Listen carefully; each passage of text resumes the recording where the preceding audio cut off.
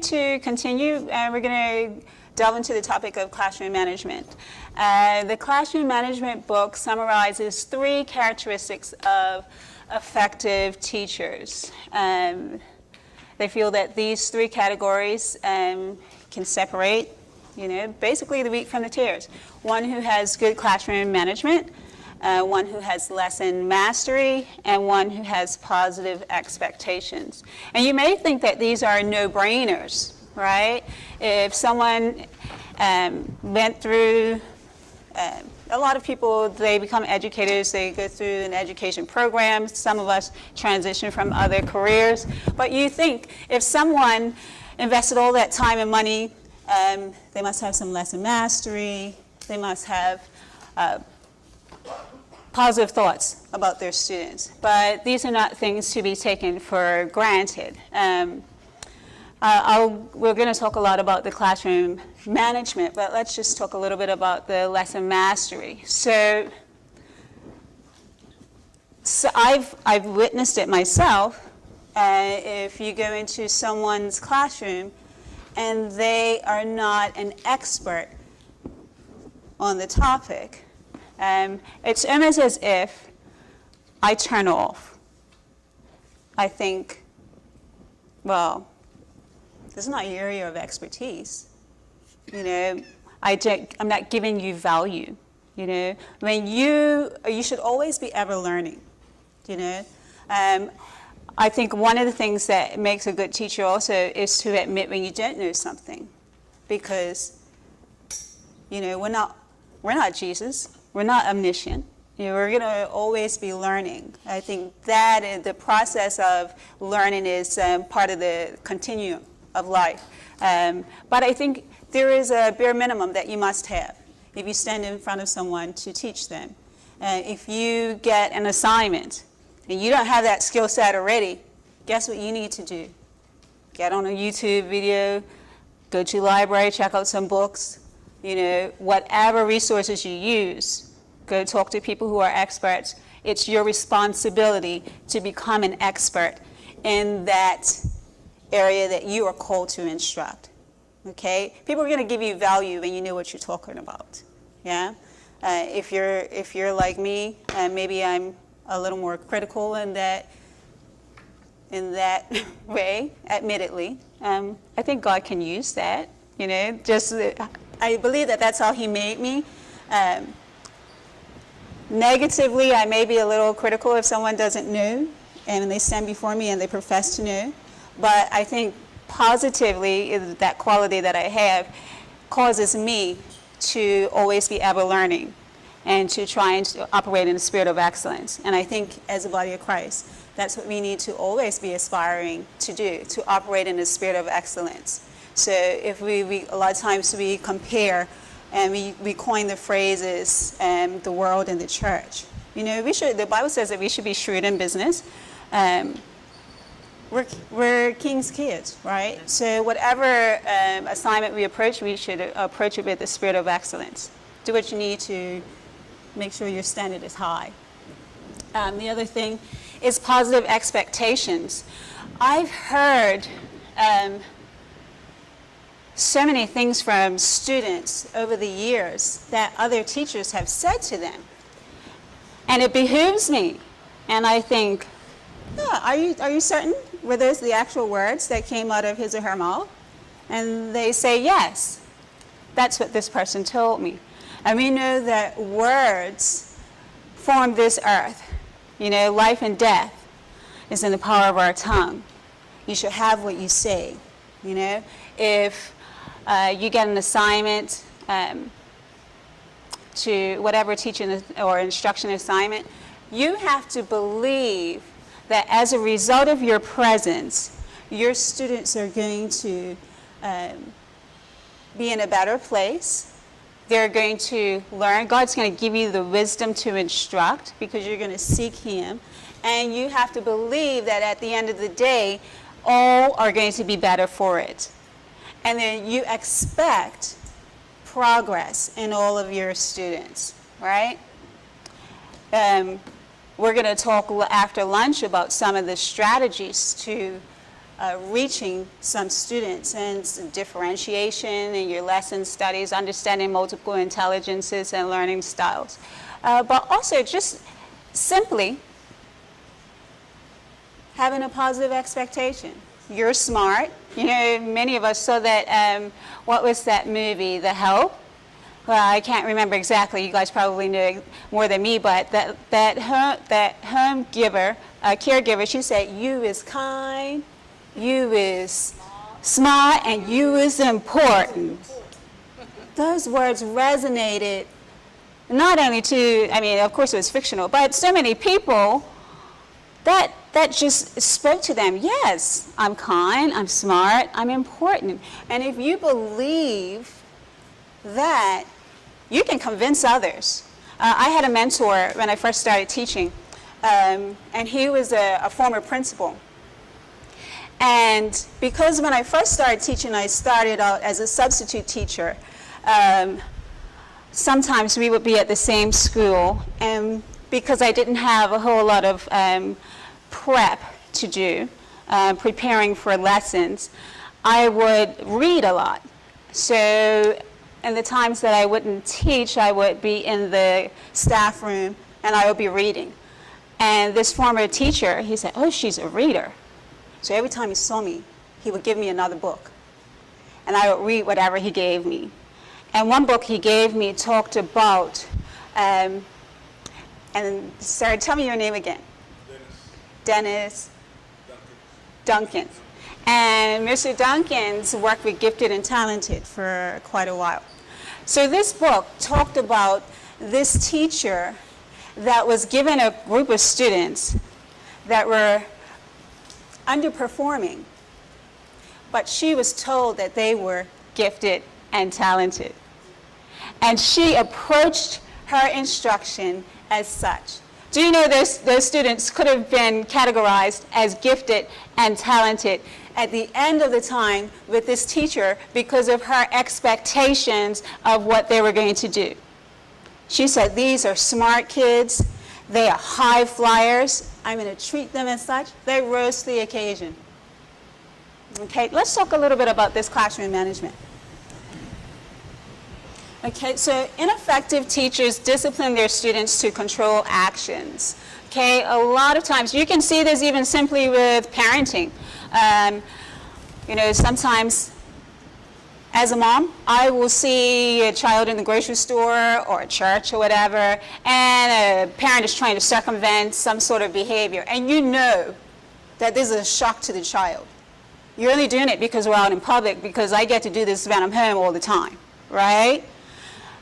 There's a lack of consistency, and so then therefore I haven't planned for this, so then my response is to discipline. Okay, I'm going to send you to the principal's office. I'm going to give you a detention. You're going to have time out. You're not going to get to play at recess with the other kids. But there was no structure in place, and the poor child is at a loss as to what to do because the procedures were not put in place.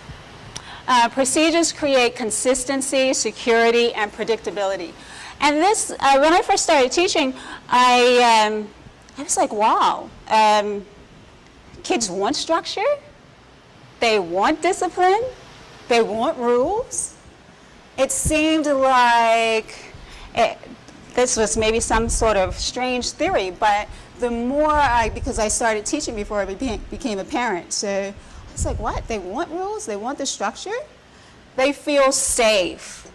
They know what is coming. I walk in the room, I know that first thing I'm going to do is put my homework in this tray, and then she wants me to sit down, she wants me to put my pencil up here, she wants me to put my hands in my lap. I'm not going to touch my fan because my hands are supposed to be in my lap, you know. The structure creates comfort and they feel safe.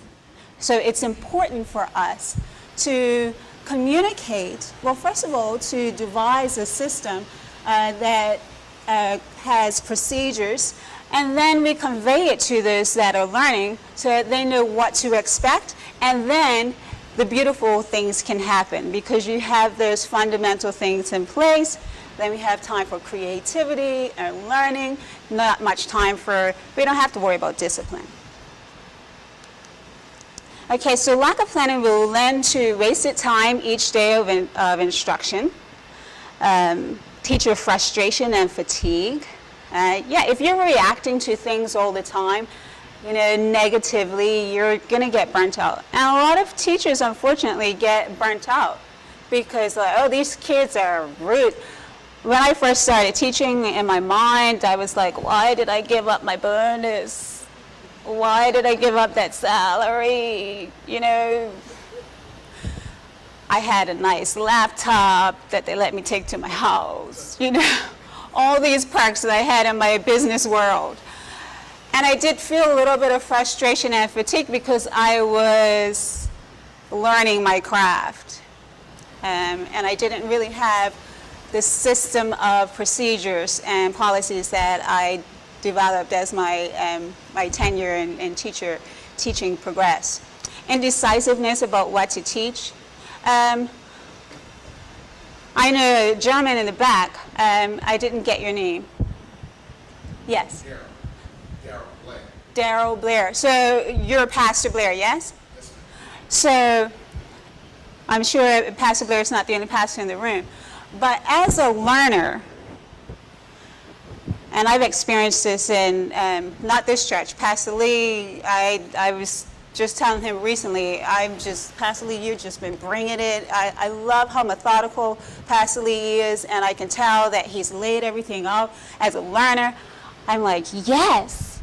He spent time with God, and now he's bringing that to us, and I'm so blessed, and look how he's laid it out, like I can follow it, like I know where he's going. Now, not in this church, but admittedly in another church. I would feel like maybe there was a lack of planning, because how many times have I seen that demonstration of the spirit, soul, body? I think I saw that 3 years ago. I saw it last year, year before that. I'm not slow. I got it then. This seems like I understand, new members will come and you have to teach to a gamut of believers. But if this is your go-to sermon, once a month. I've been to church and I've been writing my shopping list. And I would write it in Spanish so that people around me wouldn't know what I was doing. But I would write my shopping list. Yeah. Okay, so, yeah. Indecisiveness about what to teach. Chaos and confusion in the minds of students. When kids don't know what's going on, what's expected of me, it's like, woo, free for all, and then you spend the whole time trying to get so-and-so to be quiet, this person to stop touching the person next to them, this person's throwing something across the room, all because there's a lack of planning. Okay, so examples of classroom procedures for a grade school teacher would be how to enter a classroom. What do? I want you to maybe stand outside until I'm standing at the door. You don't come in until you see me at the door. When I'm at the door, that means everybody comes in, right? What to do when the bell rings. Okay, when the bell rings, if you've been talking to your neighbor, everybody needs to sit down as soon as you hear that bell. Right? You get your homework out, put it on your desk. What to do when a pencil breaks. A lot of teachers have great signals. And these are necessary things because you don't want to have to deal with every eventuality as they occur. But you have the procedures in place so that you can just focus on the learning. What students do when they finish work early. Okay, so a great teacher is going to not just teach for the middle, but also teach for the high flyers and the ones who need a little more assistance. But what do you do when you finish your work? Maybe we have library books that we've checked out, and as soon as you finish your work, you can take out your library book. Or, because I love technology, maybe when you finish your work, you can go over to one of the computers and do a direct application of what we've been working on. It feels like a game to you, but you're still learning, but that's what happens when you finish your work, and students know. I was at my son's school this week, and I went to order his lunch. It was on Wednesday and Fridays. I let him have, I pack his lunch Monday through Thursday. Friday, I let him choose, like his entree. I still do all the sides and stuff at home. But so I went to order his food, and I watched this little. She might have been maybe 4 or 5, and her parents obviously let her off. And let her walk into the building by herself. So she walks into the cafe, and she goes and she gets her little sheet. Now, my son's never ordered his own lunch. Maybe helicopter mom, I do that. But this little, she walked in, she went, got the appropriate form, because they have different forms for different days. She got the right one. I watched her. And then she put her name at the top, and then she went and she chose, and then she went and stood in line. And I was in awe. I was like, okay, I'm slacking as mom. My son should be able to do this himself, because this little 4 or 5-year-old is doing this. But she knew the process. It was communicated to her. She did it quietly, then bam, and then went to class, because she knew what she needed to do. Where to find makeup work, how to collect papers, what to do with personal technology. Some schools allow students to use their phones. Some students, teachers will have a little pouch. As soon as you come in, you put your phone in the pocket, whatever is the policy. You don't have to confiscate a phone, because they understand this is what happens. Or maybe if you allow the phone in the class, you're allowing them to use the calculator app, or you use it to play games or whatever. Maybe you have to have your phone on silent. What is your policy? How to exit the classroom? Does everybody stampede at the same time? Do we dismiss row by row? All these little things are things that a teacher might need to consider if they were a grade school teacher. Now, for our varied teaching assignments, there are things that we would need to consider. Now, Pastor Blair over here is not going to have, I don't know exactly how your service runs, but you're not going to, I can safely say, you're not going to have 20 people get up and help you preach, because they feel like they have a word, There are things that you have in place, right? Maybe at your church, if someone feels, when I went to a bigger church, I felt like I would have a prophetic word, I would write it down, and I would make sure I got it to one of the armor bearers or one of the elders or whatever. Pastor Lee is a little different. He has a bit more, he gives us a little more autonomy. He trusts that we're not just going to be up there speaking some foolishness. So I understand the guidelines here. Everyone needs to understand the guidelines. Okay, so consider a teaching assignment. Okay, what procedures will you establish and communicate to learners? Okay, so I have a few different scenarios. So maybe you're a Sunday school teacher. Okay, there are things that you're going to have in place, policies and procedures. Maybe you're a homeschool parent. Okay, there are things that you have to communicate to your child, your children. Maybe you're a corporate trainer.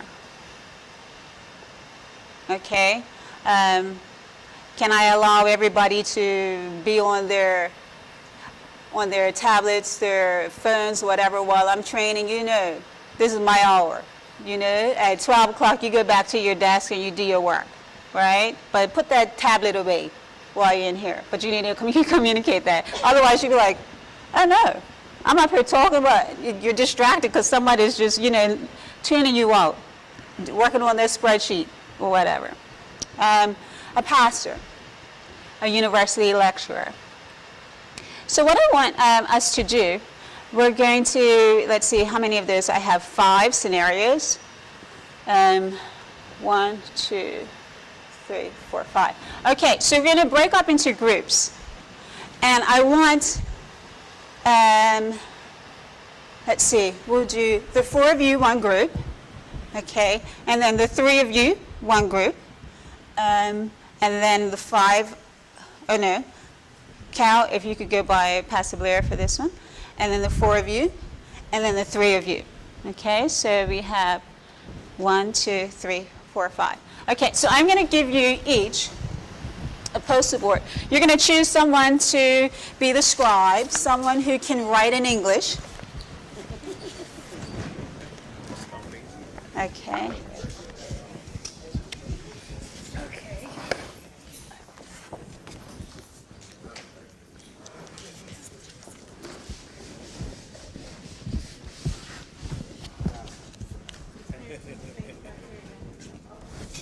Okay, so what everyone is going to do is you're going to consider a teaching assignment and what sorts of procedures will you establish to communicate to your learners. Okay? So everybody's is going to be slightly different because you will have different scenarios. Okay, so green poster board. You are going to get Sunday school. Okay, hot pink poster board. You're a homeschool parent. Okay, yellow poster board. You're a corporate trainer in business environment. Okay. Do I make this easier? This could be very easy. Yes, because of course we have the pastor back there, and then we have the educator here. Okay. Okay. All right. So we have university lecturer closer to me, and then we have the pastor in the back.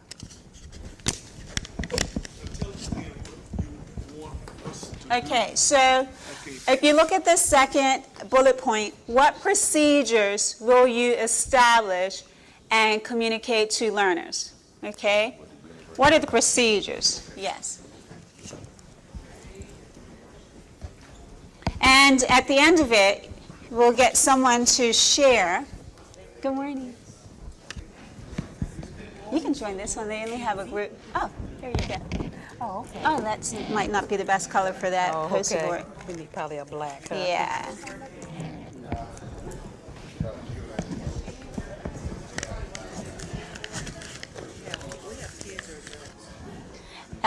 For Sunday school, up to you.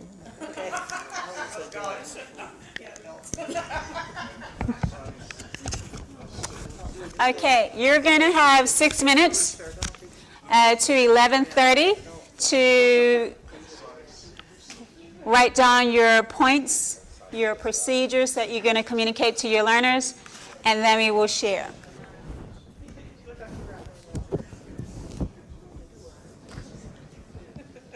I don't. She said, I wonder, do I?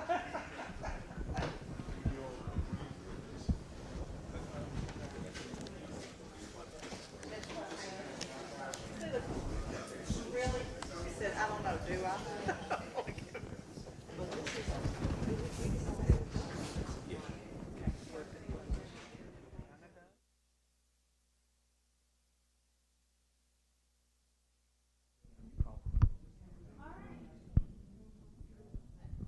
Okay, so I'm so excited to see that you guys have put so much thought into it, and every contribution is valuable. Whatever approach that you've taken, there are different ways that you could approach it. I know a group was looking at like a schedule. Others would be looking at simply stating rules. But I'm looking forward to hearing your contributions. Okay, would anyone like to volunteer to go first? We get one person from your group to share. Okay, great, thank you. Okay, if everyone could listen. Okay. And direct your eyes this way. I am Yolanda G. Butler. And my group right there in the back, we are the pink group in charge of homeschool procedures, and we kind of did a dual side. So we did a starting time of 8 o'clock a.m. Number 2, we review assignments or any homework. Number 3, we start our schedule, and we endeavor to at least to try to do some type of a schedule where you settle down, get your table together, with your materials together, 8:15 math, 8:45 reading, a break time, kids' bathroom and snack, art and music. We have to definitely include some type of Bible lesson in there. And then going back, we have our outdoor activity, and every homeschool needs quiet time. So that's what we were able to come up with. Thank you. Thank you. Thank you so much. I don't want to have feedback, but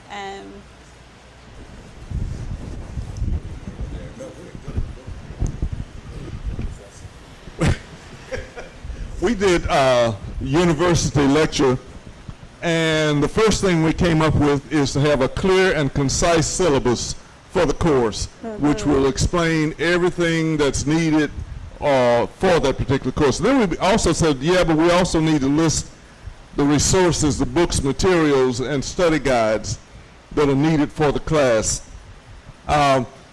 We also listed, you need to know the office hour of the professor, because one of the things we tell the students is go and visit with your professor. So you need to know the office hours of the professor, time frame of lectures, dates, times, and location for the class. So we only got 4. that's great. Thank you. But as you guys can see, with the different scenarios, all of these bullet points or numbers are very important to the success of the venture. Yes, they're very important.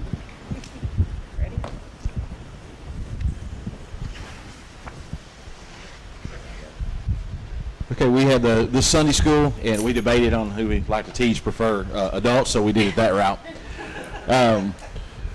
The first way, the way we set this up was you enter, you're prepared, you're pleasant, you greet one another, you're being prompt, have your Bible, your lesson plan, establish classroom procedures, like where the restrooms, breaks, locations, housekeeping. We would pray, we would review our previous lesson, intro to the new lesson, teach that, recap with a Q&A, and then dismiss. Yes. Love it. You see how that put me at ease, because I'm even thinking if I were in a Sunday school class, I had to go check on my child who's having a little upset tummy. I'm going to probably do it maybe on the recap time, right? So I can predict, and so that makes me feel safe. I'm thinking, oh, I got to go check on him. He's got an upset tummy. I can do that recap time. I'm not stressed out the whole other time. Yeah?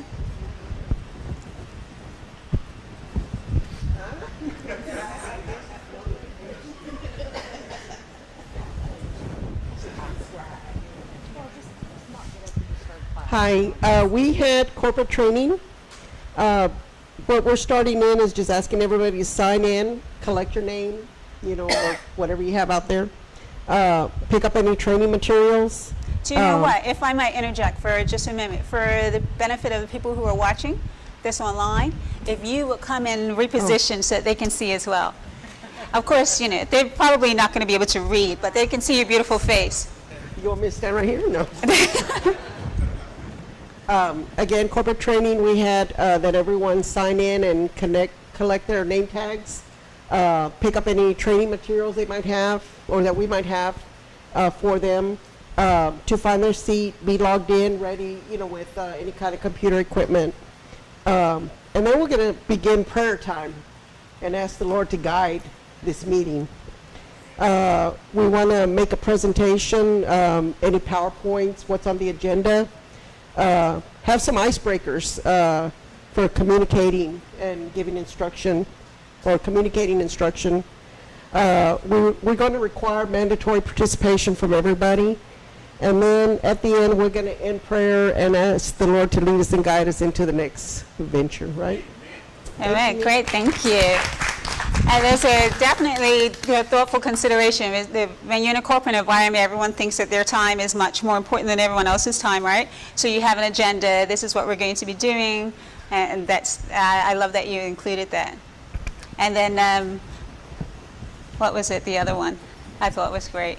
Oh, mandatory participation. Get off your iPad. Stop thinking about your meeting that you're planning and participate.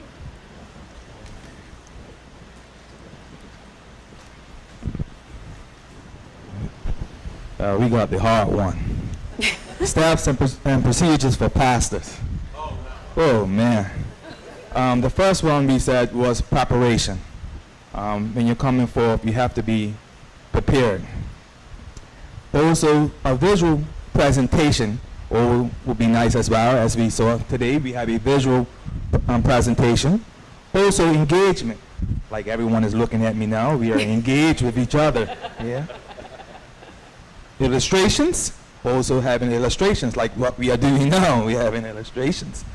Also, application. So what we are learning or what we are teaching, we can apply it. It can be applied. Yes. Also, home study. Doesn't mean when we leave here, you know everything. We have to go home and we have to study. We really have to study. Also, relationship with God first, spending some time alone with Him. So all the other things will fall into place. And also, when you have relationship with God, it also opens up relationships with others.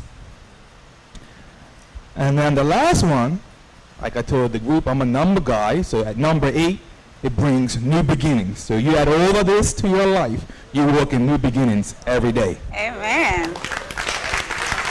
Selah. I feel like Cal just wrapped up that session. If you could take that, Pastor Lee, that'd be great. Thank you so much for sharing. That was great. Okay, so we're going to just use a couple minutes to look at assessment.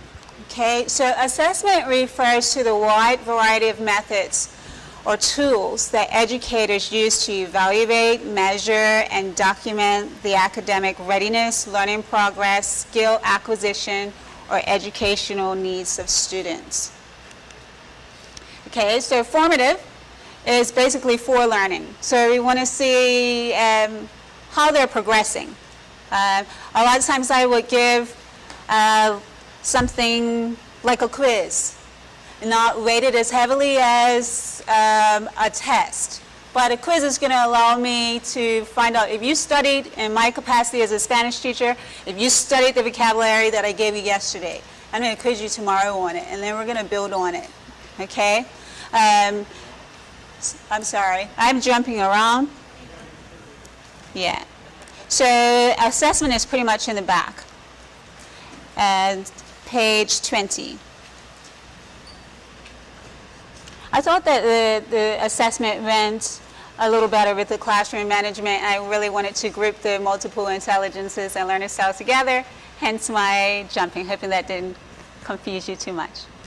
Okay, so some examples of assessment would be, a formative assessment would be a concept map, a sentence describing the main point of a lecture, a research proposal. So it helps the faculty to recognize where students are struggling and address problems immediately. I've learned even as an educator, I have to be flexible. Now, there was one time in my teaching career where I retested, and I feel like you should study, and I've made it clear, and the grade you got is the grade you earned. However, when I first started at my most recent teaching assignment, I realized, and this I say that I want to just preface that I approach my assignment humbly, but I recognize the excellence that I bring. I have a master's degree in teaching a foreign language, so when you hire me as a language teacher, it's not just somebody who just went to Cuba for a month. I have a master's degree in the science of this, right? So I say that humbly. Know your craft, right? So when I went to my most recent teaching assignment, I realized the students were not at my level. They had not been assessed the way that I wanted to assess them previously. Now, these kids all cared about their grades, but they were confused about the level of preparation that was necessary to get a good grade on my test. So probably maybe September I tested them. We got a lot of Fs. D's. Senora Scott. Oh my gosh. I got an F. I was thankful that they were remorseful. I said, never in my teaching career, that didn't start yesterday, but never in my teaching career have I retested. I'm going to make an exception for you because I feel your heart. I know that you want to do better. And really, in my mind, I thought, it's not your fault that your last Spanish teacher wasn't what he or she should have been. So I said, I'm going to give you another opportunity. But you must study. Now that you know how I test, you know how to prepare. So then, I didn't have to retest them ever again. They knew whenever I had a test that they had to study. I have a basketball game, but I have Senora Scott tomorrow. You know, I need to make sure I study. So formative assessments help you to see how your students are progressing, and if you need to make some adjustments. I also taught algebra, and the formative assessments were very important with finding out if there was mastery of the concept. In clear conscience, I would not have tested anyone with a chapter test if they didn't really have mastery of the subject. It's like, okay, well, maybe I had scheduled this test for next Wednesday. Although I have my lesson plans in with the principal already, the test is happening Wednesday. That's my test day. She says I give all my tests on Wednesdays. I'm going to talk to the principal. I'm going to move this because my students need a little more time with this concept. So you have to have some flexibility. And assessments help you, the formative assessments help you to plan. Summative assessments. So it's basically of learning. So the goal is to evaluate student learning at the end of an instructional unit by comparing it against some standard or benchmark. So the examples would be like a midterm exam, a final project, a paper, a senior recital. So I should be able to see what you have learned. And I can compare it. It provides me some raw data. That's what's going possibly on your report card, right? Okay. So let's see, we go back to that. So the assessments are important. Formative are helping you in the process of instruction and learning, and the summative are giving you an idea of what has been learned. Okay? We're going to break.